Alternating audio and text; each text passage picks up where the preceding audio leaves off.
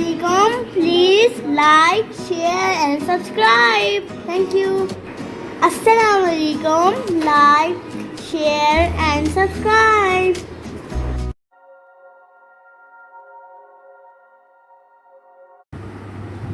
أعوذ بالله السميع العليم من الشيطان الرجيم من حمزه ونفخه ونفسه بسم الله الرحمن الرحيم ربي يسر ولا تعسر وتمم بالخير ربي زدني علما وأخذهم الربا وقد نهوا عنه وأكلهم أموال الناس بالباطل وأعتدنا للكافرين منهم عذابا أليما لكن الراسخون في العلم منهم والمؤمنون يؤمنون بما أنزل إليك وما أنزل من قبلك والمقيمين الصلاة والمؤتون الزكاة والمؤمنون بالله واليوم الآخر أولئك سنؤتيهم أجرا عظيما. یہ دو آیات ہیں، سورۃ النساء کی 6 سپارہ ہے، ترجمہ ابن کثیر سے ہے، اور اس وجہ سے بھی کہ وہ سود لیتے تھے. وَأَخْذِهِمُ الرِّبَا، ربا کہتے ہیں سود کو، سود لیتے تھے حالانکہ انہیں اس سے منع کیا گیا تھا. وَقَدْ نُهُوا عَنْهُ، اس سے ان کو منع کیا گیا تھا، نہیں، ٹھیک ہے. اور اس وجہ سے بھی کہ وہ لوگوں کا مال ناحق کھاتے تھے. لوگوں کا مال کیسے کھاتے تھے؟ وَأَكْلِهِمْ أَمْوَالَ النَّاسِ بِالْبَاطِلِ، باطل طریقے سے کھاتے تھے، ناجائز طریقے سے کھاتے تھے. اور ہم نے ان میں سے کافروں کے لیے دردناک عذاب تیار کر رکھا ہے، عذاباً علیما، دکھ درد والا عذاب. لیکن ان میں سے جو علم میں پختہ اور مومن ہیں وہ ایمان لاتے ہیں اس پر جو آپ پر نازل کیا گیا اور جو آپ سے پہلے نازل کیا گیا، اور وہ نماز قائم کرتے ہیں اور زکوٰۃ دیتے ہیں اور اللہ اور آخرت کے دن پر ایمان رکھتے ہیں. وہی لوگ ہیں جنہیں ہم جلد بہت بڑا اجر دیں گے. اس سے پہلے اوپر جو ہم نے آیات تلاوت کی ان میں اہل کتاب کا ذکر تھا، ان لوگوں کا جو اپنے کفر پر قائم تھے، اور مذکورہ بالا منکرات میں یہ جو یہاں پر بات ہو رہی ہے وہ مبتلا تھے، یعنی وہ چیز جس سے منع کیا گیا تھا وہ کام وہ کر رہے تھے. تو یہاں پر ان کا بیان ہے، ٹھیک ہے. اور وہ تھے کون لوگ؟ وہ اہل کتاب تھے. اور جب آپ صلی اللہ علیہ وآلہ وسلم کی بعثت ہوئی اور وہ صفات جو ان کی کتابوں میں نبی کریم صلی اللہ تعالیٰ علیہ وآلہ وسلم کے متعلق موجود تھیں، آپ صلی اللہ علیہ وآلہ وسلم انہوں نے پوری دیکھی، پوری مطابقت جب انہوں نے ملاحظہ کی تو کیا ہوا؟ ایمان لے آئے. جیسے کہ حضرت عبداللہ بن سلام اور اسید اور ثعلبہ رضی اللہ تعالیٰ عنہم. ان آیات میں انہی حضرات کی تعریف و توصیف مذکور ہے، یہاں جو آگے ہم نے تلاوت کی ہے آیت نمبر 162 میں. اگر آج کے دور میں بھی آپ غور کریں آپ کو معلوم ہوگا کہ اس دور میں بھی دنیا میں سب سے بڑی جو یعنی سود کھانے والی قوم ہے، سودی کاروبار کرنے والی قوم ہے، وہ اہل کتاب میں سے ہیں. اور دولت جمع کرنے میں، ہر حیلہ و فریب سے کام لینے میں اپنی مثال آپ ہیں. لیکن اس کا یہ مطلب نہیں کہ ان کے دین نے ان کو ایسے جرائم کی، ایسے قبیح کاموں کی اجازت دی ہے، ایسا نہیں ہے. ان کو منع کیا گیا. ان کی کتاب وہ تورات شریف ہو یا اس کے علاوہ ہو، کوئی صحیفہ ہو جو آسمانی کتاب کہلانے والی ہو، تو اس میں آپ جب دیکھیں گے تو بہت زیادہ تاکید کے ساتھ ان کو سود کھانے سے منع کیا گیا ہے. اس لیے قرآن مجید نے بتایا کہ ان باتوں سے انہیں منع کیا گیا تھا لیکن وہ باز نہیں آئے. ان کی تورات میں اب بھی ایسی واضح آیات موجود ہیں جن میں انہیں سود لینے سے روکا گیا ہے. اگر تو میرے لوگوں میں سے کسی کو جو کسی محتاج کو جو تمہارے پاس رہتا ہو کچھ قرض دے تو اس سے قرض خواہ کی طرح سلوک نہ کرنا اور نہ اس سے سود لینا، یہ ان کی کتاب میں ابھی بھی درج ہے۔ آگے مزید کیا فرمایا، لیکن الراسخون فی العلم، لیکن ان میں جو علم پختہ ہیں، راسخ یعنی پختہ ہیں، کامل ہیں، تو یہاں ان لوگوں کا ذکر ہو رہا ہے۔ تو بات یہ ہے کہ اکثریت تو اہل یہود میں سے کیا تھا، انہوں نے چھوڑ دیا تھا کس کو، آسمانی جو ہدایت تھی اس کو عملی طور پر چھوڑ چکے تھے وہ، لیکن ان میں بھی تھوڑے سے چند افراد ہی صحیح، خال ایسے علماء موجود تھے جن کی معلومات اپنے دین کے متعلق کیا تھی، پختہ تھی، سطحی قسم کی نہیں تھی، ٹھوس تھی، ٹھیک ہے، قابلیت کے مالک تھے، جیسے عبداللہ بن سلام وغیرہ، اور علم کے مطابق عمل پیرا بھی تھے، عمل کرتے بھی تھے۔ تو یہ کیسے ہو سکتا تھا کہ قرآن حکیم ان نفوس قدسیہ کی تعریف نہ کرے؟ قرآن نے ان کی تعریف بھی بیان فرمائی۔ یہ کون لوگ تھے؟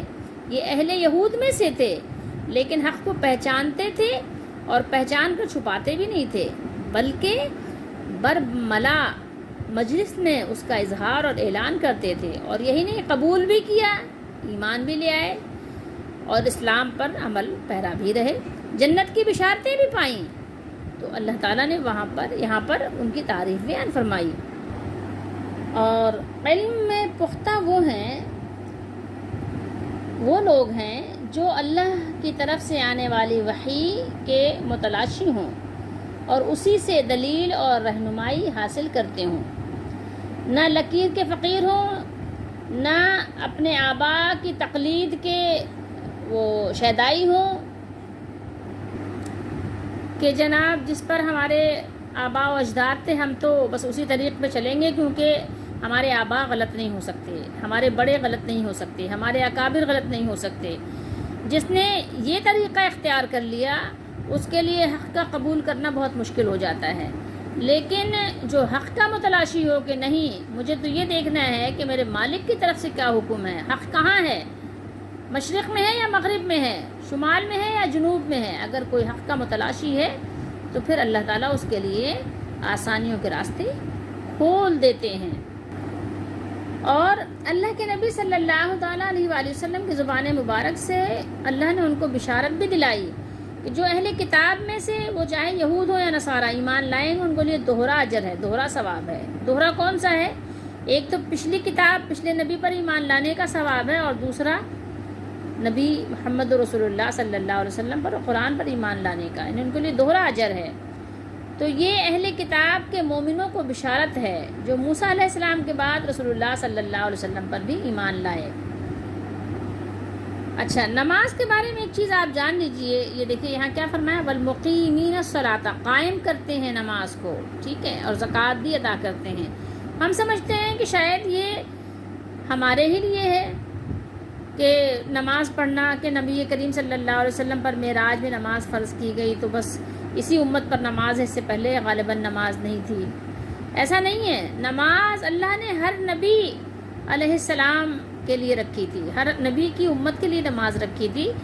طریقہ کار مختلف ہو سکتا ہے، اوقات مختلف ہو سکتے ہیں، لیکن نماز ہر ایک کے لیے تھی، ہر قوم، ہر نبی اور ہر نبی کی امت پر نماز تھی، کیونکہ آپ کو قرآن میں ملے گا اسماعیل علیہ السلام نے بھی اپنے گھر والوں کو نماز کی تاکید فرمائی، نماز کا حکم دیا، خود بھی نماز پڑھتے تھے۔ عیسیٰ علیہ السلام نے بھی نماز کا ذکر کیا۔ تو تمام نبیوں کے دین میں نماز ایک اہم مقام رکھتی تھی، ٹھیک ہے، یہ آپ قرآن پڑھیں گے تو آپ کو پتہ چلے گا۔ تو یہاں پر اللہ تعالیٰ نے ان کی تعریف بیان فرمائی کہ وہ نماز بھی قائم کرتے ہیں۔ اور اچھا ہاں، ایک چیز اور بھی آپ نے پڑھا ہوگا نا کہ اہل یہود کا قبلہ کیا تھا؟ بیت المقدس تھا نا۔ تو پہلے نبی کریم صلی اللہ علیہ وسلم ادھر ہی منہ کر کے نماز پڑھتے تھے، تو اگر نماز نہ ہوتی تو کیسے یعنی وہ نماز پڑھتے تھے بیت المقدس کی طرف منہ کر کے؟ یہ باتیں سمجھنے کی ہیں۔ تو نماز، ہاں، نبی کریم صلی اللہ علیہ وسلم کو یہ جو ہمارا طریقہ ہے 5 وقت اور یہ رکعت اور اس طرح سے جو پڑھنا، یہ معراج شریف میں آپ صلی اللہ علیہ وسلم کو عطا کی گئیں. یہ بات بالکل ٹھیک ہے.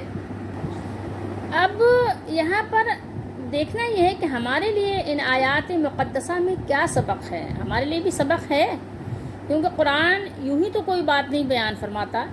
قرآن کے بیان کا کچھ نہ کچھ تو مقصد، کوئی نہ کوئی تو حکمت ضرور ہوتی ہے. اور قرآن کا نزول کس پر ہوا؟ یہ محمد رسول اللہ پر ہوا، اور آپ کی امت کو اس میں سبق دیے گئے. تو دیکھیے اس میں ہمارے لیے کیا سبق ہے. اللہ تعالیٰ نے یعنی ان کے ساتھ جو کچھ معاملات کیے، ان پر لعنت فرمائی. پیچھے ہم نے پڑھا تھا کہ ان پر لعنت فرمائی اللہ تعالیٰ نے، ان کو اپنی رحمت سے دور کر دیا، ان پر پھٹکار ہوئی. تو یہ سارا کچھ کیوں ہوا؟ یہ اس کے یعنی سبب بتائے جا رہے ہیں کہ انہوں نے کیا کیا. انہوں نے جو کام سے ان کو منع کیا گیا تھا، انہوں نے سب وہی کام کیے جس سے ان کو منع کیا گیا تھا. اب یہاں دیکھیے کہ میرے اور آپ کے لیے اس میں کیا سبق ہے. کیا ہم لوگ جو کلمہ طیبہ پڑھتے ہیں اور کہتے ہیں کہ محمد صلی اللہ علیہ وسلم پر ہماری جان قربان ہو، کہتے ہیں کہ کچھ نہیں چاہیے، صرف آپ صلی اللہ علیہ وسلم کا دامن چاہیے، اس طرح کی باتیں، اس طرح کے دعوے کرتے ہیں، ٹھیک ہے، کچھ نہیں چاہیے، صرف مدینے میں کیا دفن ہونے کی جگہ چاہیے. لیکن آپ یہ بتائیے کہ کچھ نہیں چاہیے تو یہ سود اور رشوت اور یہ دھوکہ اور یہ فریب اور یہ تمام طرح کی جو آپ نے یہ اس طرح کے یعنی دھوکے کے بازار گرم کر رکھے ہیں، تو کیا ایسے ہی ہوتے ہیں دعوے؟ دلیلیں کہاں ہیں ہمارے پاس؟ ذرا غور کیجئے کہ اللہ نے فرمایا کہ وَأَخْذِهِمُ الرِّبَا وَقَدْ نُهُوا عَنْهُ، اور اس سبب سے بھی کہ باوجود منع کیے جانے کہ وہ سود لیتے تھے، اللہ تعالیٰ نے انہیں سود لینے سے منع فرما دیا تھا، مگر انہوں نے مختلف مکر و فریب اور طرح طرح کے ہیلہ سازیوں کے ذریعے سے سود لینا اور لوگوں کا جو مال تھا اس کو باطل طریقے سے کھانا چھوڑا نہیں، بلکہ کیا کیا؟ اس میں ترقی کی، آگے بڑھے، کھاتے رہے، کھانا شروع کیا اور کھاتے ہی رہے اور کھاتے کھاتے بالکل ڈھیٹ ہو گئے. تو ہمارا اور آپ کا طریقہ کیا ہے؟ ہم بھی نہیں کھا رہے مختلف ہیلہ سازیوں کے ساتھ. ہم کہتے ہیں بینک کی نوکری حرام ہے. کیوں حرام ہے بھائی؟ آپ کے کیا جو دیگر کمپنیاں ہیں اس کی نوکریاں کیا حلال ہیں؟ ابھی آپ کی بنیادوں میں جب سود ہے تو پھر کوئی سی بھی کمپنی ہو، چاہے اس کو کوئی سا بھی آپ نام رکھ لیں، آپ تھوڑی دیر سوچیں تو صحیح، آپ کی بنیادوں میں ہی سود ہے. سود کی رقم اگر آپ کو نہ ملے تو آپ کے سارے بازار بند ہو جاتے ہیں، تو سارا کاروبار ہی آپ کا سود پہ چل رہا ہے. تو ظاہر ہماری دعائیں کیسے قبول ہوں، ہمارے اعمال کیسے جو ہے کچھ نتیجہ خیز ہوں. اتنے حج ہو رہے ہیں، اتنے عمرے ہو رہے ہیں، اتنی زکوٰۃ دی جا رہی ہے، اتنا کچھ ہو رہا ہے، کیا ہو رہا ہے؟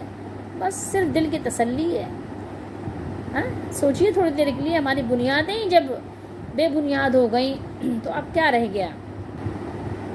تو جب ان لوگوں پر یہ عذاب آیا دکھ دینے والا، تو کیا آپ سمجھتے ہیں کہ میری اور آپ کی کوئی اللہ تعالیٰ سے نعوذ باللہ رشتہ داریاں ہیں کیا؟ کہ وہ کچھ اور تھے، ان کے ساتھ کوئی اور معاملہ تھا، کوئی سگا سوتیلا والا معاملہ ہے یہاں پر؟ نہیں، اللہ کے تو سب بندے ہیں. جو بات مانے وہ کسی قوم سے بھی ہو اس کی عزت افزائی ہوگی، لیکن جو بات نہ مانے تو پھر ظاہر ہے اس کی پٹائی بھی ہوگی. اسی طریقے سے آپ سمجھ لیجیے کہ اللہ نے کیا فرمایا، وَأَعْتَدْنَا لِلْكَافِرِينَ مِنْهُمْ عَذَابًا أَلِيمًا، اور ان میں سے جو کافر ہیں ان کے لیے ہم نے درد دینے والا، دکھ دینے والا، ذلت آمیز عذاب تیار کر رکھا ہے. تو اب آپ بتائیے، خود سوچ لیجئے، جو طرح طرح کی مصیبتیں ہم پر نازل ہو رہی ہیں اس کے پیچھے کوئی وجہ تو ہوگی. لوگ اوپر کی صفائی کرنا چاہ رہے ہیں لیکن بنیاد کو درست کر نہیں رہے ہیں. پہلے گھر کی بنیادیں تو درست کیجئے، جب بنیادوں کو صحیح کر لیجئے اس کے بعد ڈیکوریشن کا سامان لے کر آئیں. ڈیکوریشن کا سامان آپ نے لا کر رکھا ہوا ہے، اس کی صفائی ستھرائی کیے جا رہے ہیں، اس کے لیے آپ نے بہت سارے ملازم رکھے ہوئے ہیں، لیکن بنیادیں آپ کی ہل رہی ہیں کسی بھی وقت آپ کو لے کے، اور وہ کیا زمین بوس ہو جائیں گی. تو فائدہ کیا ہوگا؟ کچھ بھی نہیں ہوگا. تو اوپر سے بھائی یہ نہ کرو، وہ نہ کرو، یہ کر لو، وہ کر لو، اچھی طریقے سے بات کرو، اچھے اخلاق سے پیش آؤ، سلام کرو، دعا کرو، بھائی سب کچھ کرو لیکن پہلے بنیاد تو صحیح کرو. جب تک آپ کی بنیاد صحیح نہیں ہوگی، اللہ پر ایمان، اللہ پر یقین آپ کا درست نہیں ہوگا، سنت کے مطابق آپ کے عقیدے، آپ کے اعمال نہیں ہوں گے. بہرحال ساتھ ساتھ یہ بات بھی ہے کہ جو لوگ مجبور ہیں، جن کے ہاتھ میں کوئی اختیار نہیں ہے، اور لازمی بات ہے کہ کھانا پینا بھی ان کی مجبوری ہے اور رہائش بھی ان کی مجبوری ہے، تو اب ظاہر ہے ایسے لوگ اگر بقدر ضرورت دنیا سے حصہ لے رہے ہیں تو ان کا معاملہ اللہ تعالیٰ کے سپرد ہے. اب سب کو اللہ تعالیٰ نے ایک ہی حساب پر نہیں رکھا، سب کے معاملات الگ الگ رکھے ہیں، اور اللہ تعالیٰ دلوں کے بھی معاملات کو، حالات کو جاننے والے ہیں. اب یہاں بات ہو گئی کہ جو لوگ علم میں پکے ہیں، پختہ ہیں، جو دین میں ثابت قدم ہیں، جن کا واقعی اللہ پر ایمان ہے کہ اللہ نے ہمیں پیدا کیا، وہ ہمیں روزی اور رزق عطا فرمانے والے ہیں، اور دنیا ہی کو انہوں نے اپنا سب کچھ نہیں سمجھ لیا بلکہ آخرت ان کے پیش نظر ہر وقت رہی، تو حقیقت میں انہیں ہی علم نافع میں پختگی کا ملکہ حاصل ہے، صرف زبانی باتوں سے کچھ بھی حاصل نہیں ہے. یؤمنون بما انزل، یہاں پر ایک خبر دی گئی ہے. کیا خبر ہے؟ کہ وہ لوگ اس کتاب پر جو نبی کریم صلی اللہ علیہ وسلم پر نازل ہوئی، قرآن مجید، اور جو کتابیں آپ سے پہلے نازل ہوئیں، سب پر ایمان رکھتے ہیں. یہاں پر یہ خبر ہے. تو ایمان کیا ہے؟ ایمان کوئی تعویذ تھوڑی ہے کہ جو اٹھا کے گلے میں پہن لیا جناب ہم ایمان والے ہو گئے. توق تھوڑی ہے کوئی کہ جو اپنے گلے میں ڈال لیا. زنجیر تھوڑی ہے کوئی، ایسا نہیں ہے. کوئی چین تھوڑی ہے، چین لاکٹ کی طرح آپ نے پہن لیا اور جناب آپ ایمان والے ہو گئے. کوئی لباس تھوڑی ہے کہ اٹھا کے آپ نے پہن لیا. نہیں، ایمان تو وہ یقین کا نام ہے جو آپ کے عمل سے ظاہر ہوتا ہے. آج آپ غور کر کے دیکھ لیں کہ کتنا ایمان ہے.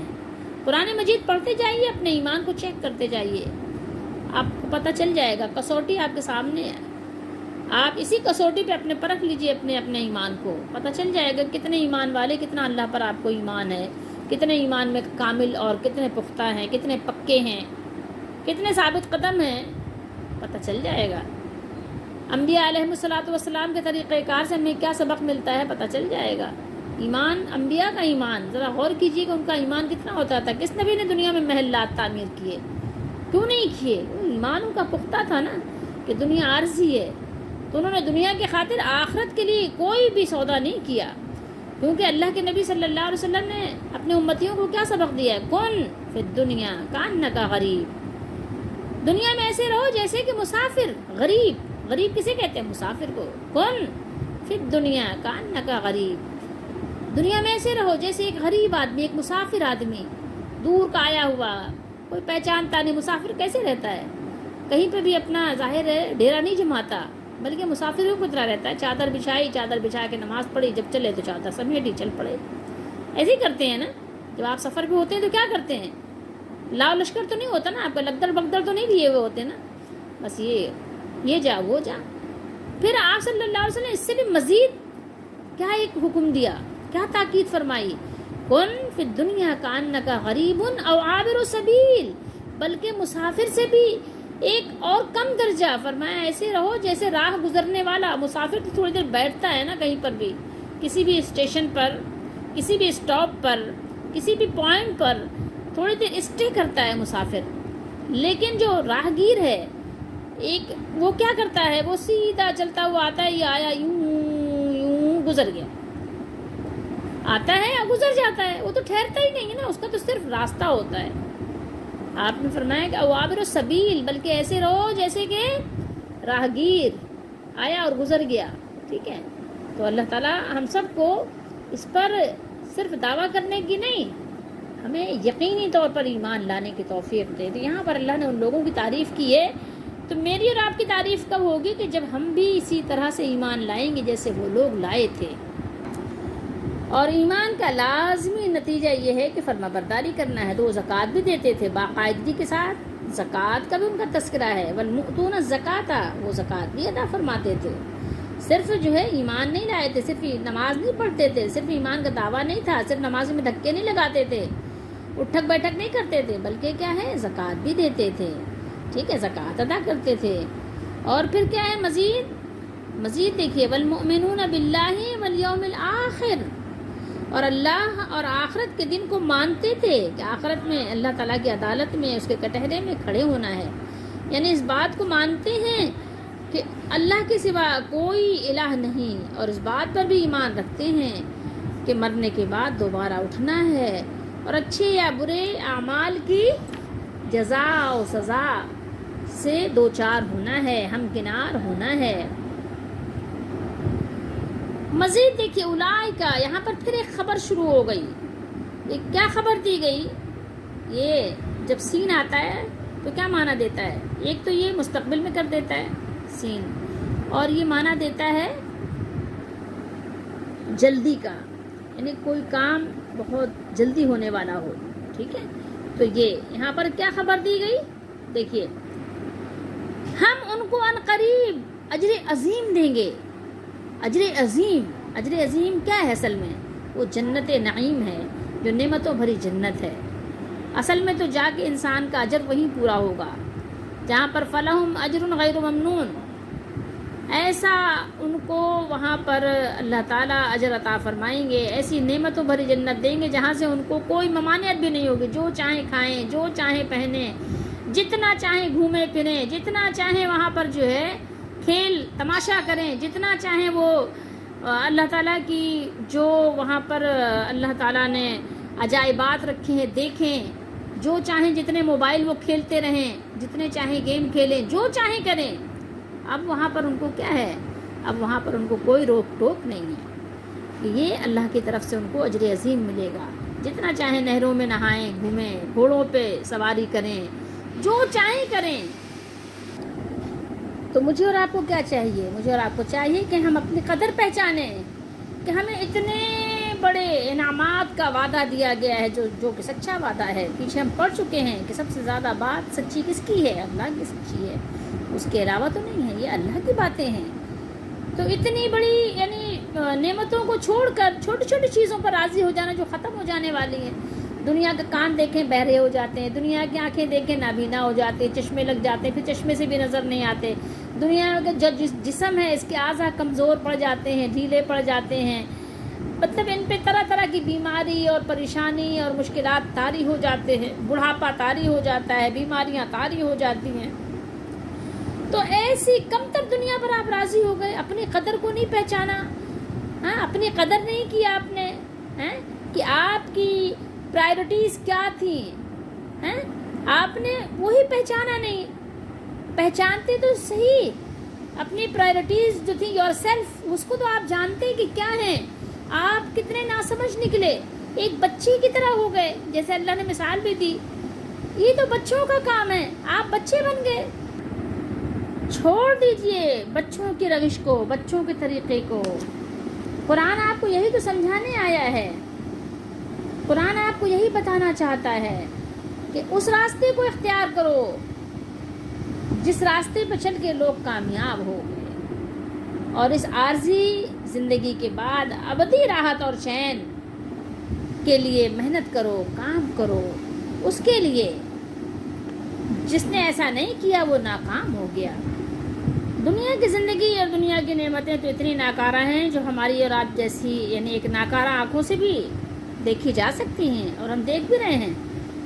آپ دیکھیں دنیا کی زینت جو دیکھنے سے تعلق رکھتی ہے وہ صرف آنکھوں پہ موقوف ہے۔ اگر آپ کی آنکھیں نہ ہوں تو دنیا کی جو بھی بہترین خوبصورت آوازیں سنی جا سکتی ہیں، جس سے راحت حاصل کی جا سکتی ہے، وہ صرف کانوں پر موقوف ہیں۔ اگر کان ہی نہ ہو تو، اگر یہ آپ کی سماعت لے لی جائے تو دنیا اتنی ہیچ ہے، اور اس ہیچ دنیا کی خاطر آپ ابدی زندگی کو آپ اپنے یعنی کہنا چاہیے کہ اسٹیک پر لگا رہے ہیں، داؤ پر لگا رہے ہیں۔ سوچئے تھوڑی دیر کے لیے، عشرت دنیا فانی ہیچ ہے، پیش عیش جاودانی ہیچ ہے، اور مٹنے والی زندگانی ہیچ ہے، چند روزہ زندگانی ہیچ ہے، اور آخرت کی فکر